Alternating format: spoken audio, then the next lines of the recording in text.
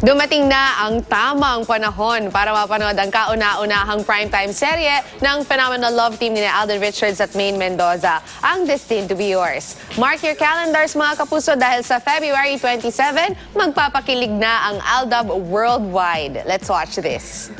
The long wait is over, Aldab Nation! Ngayong Pebrero, mapapanood na ang kauna-unahang teleserye sa primetime ng phenomenal love team na sina Alden Richards at Maine Mendoza, ang Destined to Be Yours.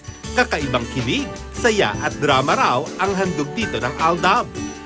Kasama pa nila sa teleserye sina Janice de Belen, Garda Versosa, Boots Anson Roa, Tommy Abuel, Ron Henares, Lotlot de Leon, Sheena Halili, Ina Feleo, Juancho Trevino, Dominic Rocco, RJ Padilla at Corinne Medina. At di lang ito sa Pilipinas mapapanood, kundi pati sa iba't ibang panig ng mundo. Simulcast po yung pag-ere ng Destined to Be Yours dito sa Pinas and all over the world through GMA Pinoy TV po. Na-excite na ako na mapanood na nila. Sana mag-February 27 kasi gusto ko na rin mapanood eh. Yes. Ewan ko ba? Pero bukod sa aktingan, marami rin daw nabuo na memorable stories beyond the camera ang cast members ng serye. Kwento ni Lotlot, nagaganap bilang ina ni Alden. Talagang humanga raw siya sa aktor nang alagaan siya nito nang magkasakit siya sa taping. Talagang binantayan din po niya ako, pinainom niya ako ng gamot. He was always asking, are you okay? Are you okay? So, appreciate ko po yun. Si Gardo naman, nagaganap bilang ama ni Maine, may nadiskubre raw sa aktres.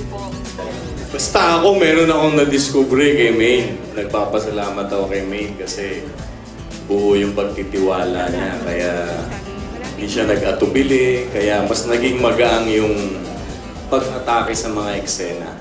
Sobrang memorable naman para kay Sheena ang pa-birthday surprise sa kanya sa set sa pangunguna ni Maine.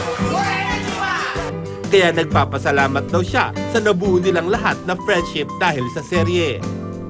Actually, hindi ko alam na magiging ganito kami. Maganda to kasi, yun nga, grupo kami. Tsaka masaya. Lahat kami game, nakakatawa.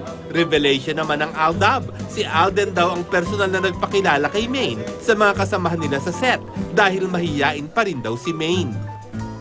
First time pong makikilala. Ako po yung magpapakilala sa kanya and then siya na pong bahala.